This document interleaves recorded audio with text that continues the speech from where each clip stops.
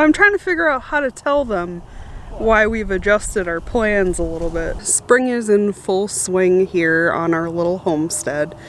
And one of the things that we have going on this week is we have our batch of meat chicks coming. So, I'm gonna go pick up from the post office, which should be about 60 of the Delaware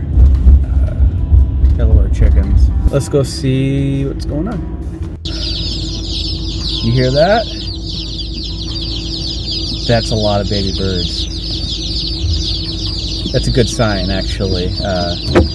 I could hear them as soon as I walked into the post office. Hopefully that means that there's not too many died in transit.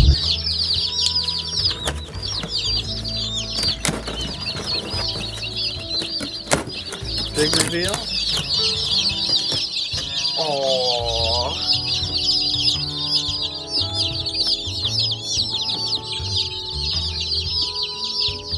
How are they looking? Stressed out. Yeah. Yep.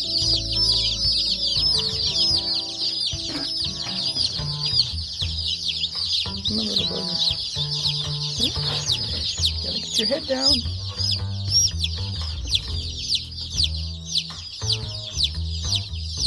They weigh nothing. They're just like a cotton ball.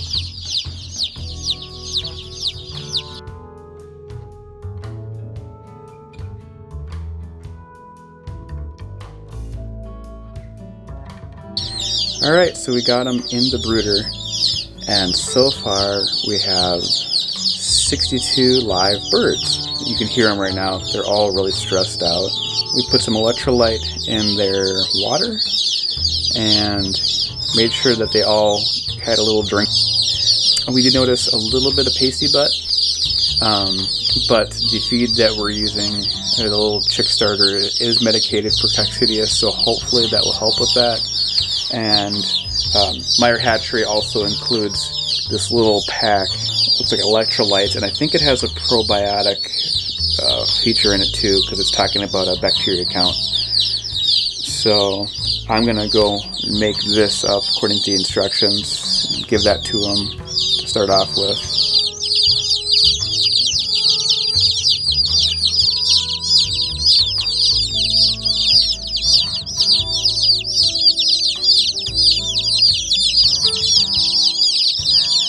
Well, I gave them the gel. It just takes 2 tablespoons of water with a little packet, mix it up, and it turns that lovely green color. Hopefully we're giving them the best start we can.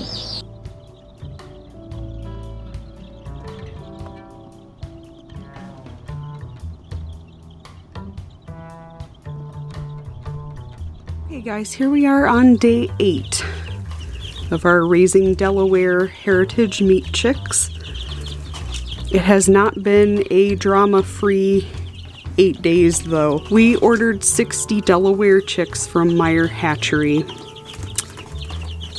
We had 8 females and 52 males. They included a couple of extra chicks, so we ended up with 62 total. They were all alive when we opened the box, and that was not the case. 24 hours later, we had lost 7 or 8 of them, and over the next day or two we proceeded to lose again as many, so that puts us up to 16 or 17 down. So that is not good. We did notice quite a bit of diarrhea right away, right when they arrived. Not super sure what that was about. So I did contact Meyer Hatchery, and they were very nice. I filled out their loss form, and they actually mailed 13 additional male chicks, which was the number I reported to them within their time frame. So they sent 13. One was dead on arrival. That's okay, that's within normal limits, but still pretty sad. I have to do a head count, but we should have somewhere in the neighborhood of 58 chicks left in here. The other thing I was worried about is when Meyer Hatchery sent us the new birds, they arrived about a week later than the previous ones. So you'll notice in here there are some that are pretty big and some that are really little.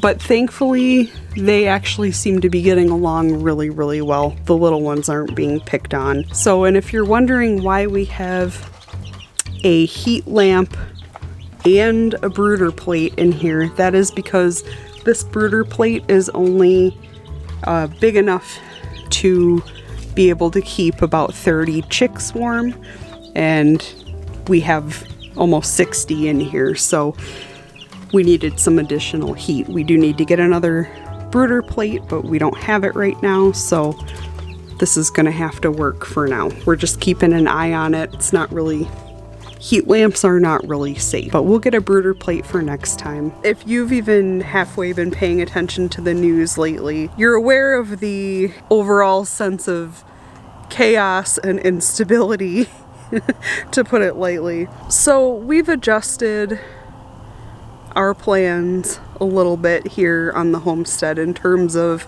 producing our own food.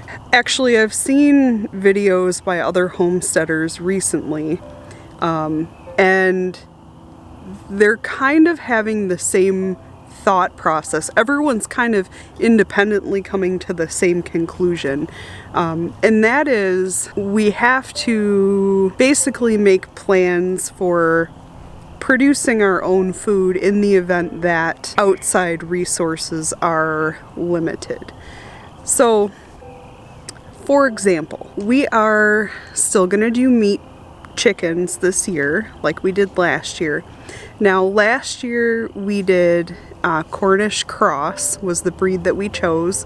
They are probably the most feed efficient, the most economical to raise. But they are a hybrid chicken that doesn't breed true. In other words, they're multiple different breeds of chicken crossed in a certain way to get these Cornish Cross. They don't live long enough on their own to be able to breed them, to keep them reproducing on our farm. They have to be butchered usually between 7 to 10 weeks roughly, depending on how you feed them, so that they don't live to reproductive age. There's also a lot of pressure to butcher them at the right time because they can start getting health conditions as a result of their weight increasing so fast. So you have to source those every year. So what we chose to do is we chose to go with a dual purpose type of chicken. There's several different kinds, buff Orpingtons, black Australorps. We chose the Delaware chicken. So mostly white chickens, got some black feathers on it. They take 14 to 18 weeks instead of 8 weeks to reach processing weight. That being said, they can live indefinitely. They're actually really decent egg layers. We got 60 altogether. We're gonna keep back 8 females and 2 males as a breeding flock. The other reason why we're doing that is because some of you may have heard, but the avian flu is back. Michigan did have 1 case of it. So we kind of want to limit the birds that we have to bring in from other places. Most of the big hatcheries have really good biosecurity, which means, you know, they take measures in order to prevent diseases from transferring. But you run a risk whenever you bring in birds. A long time ago, we had birds come in from another farm, and we nearly lost our whole flock. It wasn't avian influenza, but it was, you know, some other illness. I don't remember exactly. Yeah, so we're just kind of taking steps to keep ourselves sustainable so that we don't have to keep sourcing food. if all goes according to plan, we'll keep these Delawares 14, 16 weeks, however long it takes. Then we'll process 50 of them and we'll keep our breeding flock through the winter, and we'll hatch some eggs in the spring for our other batch of meat birds. Who knows, they may be such great layers that maybe we'll end up replacing some of our laying flock with some of the Delawares. We'll see. Animal feed is becoming a concern now with the supply chain and with the inflation.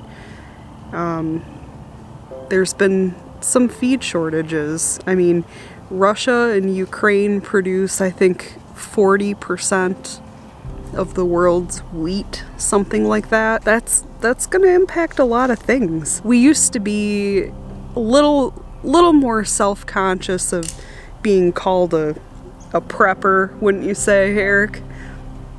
It was a derogatory term until 2020. That's a good point. He said being called a prepper was kind of a derogatory title, I guess, before 2020 hit, and then all of a sudden everybody realized the importance in putting by, in case you can't get it. I think people live under a normalcy bias, which means that you really want things to be normal, so you choose to kind of believe that nothing bad could ever happen. I mean, really, relatively speaking, we live in a fairly peaceful, fairly plentiful time. At least we have until now. I think things may be shifting a little bit here, but we used to be a little more self-conscious of being, accused of being preppers. I don't really care anymore.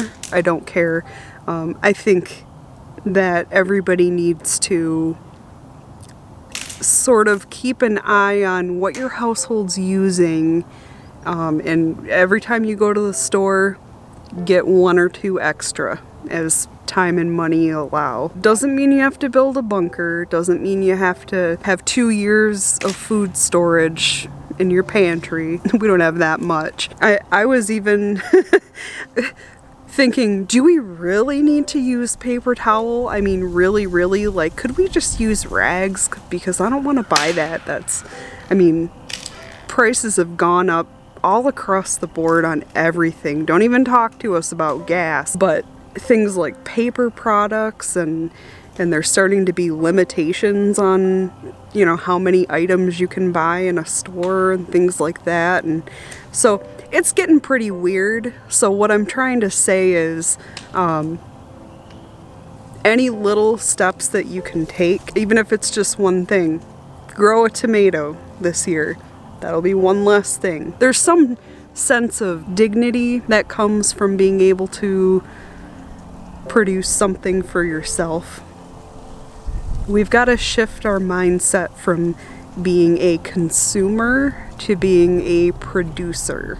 I think that will make all of us feel a lot more secure about the world. It's not such a scary place when you can feed yourself and produce some food for friends and family who maybe don't have that opportunity. We're blessed to have some land, and we're kind of just getting started with it. I mean, we're terrible at a lot of things.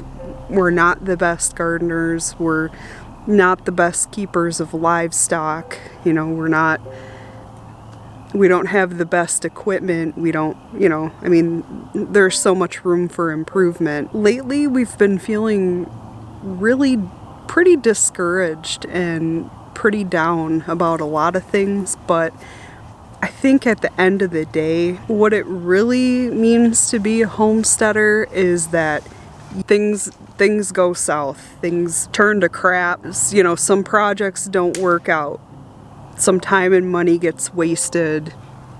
Maybe we try something and we figure out that we're just not cut out for whatever it is. I don't know. You keep trying, and that's the homestead spirit. Is don't give up. Do what you can with what you have, where you are. What else? Use it up, wear it out, make it do, or do without. Those two sayings are words of wisdom that we all may need shortly.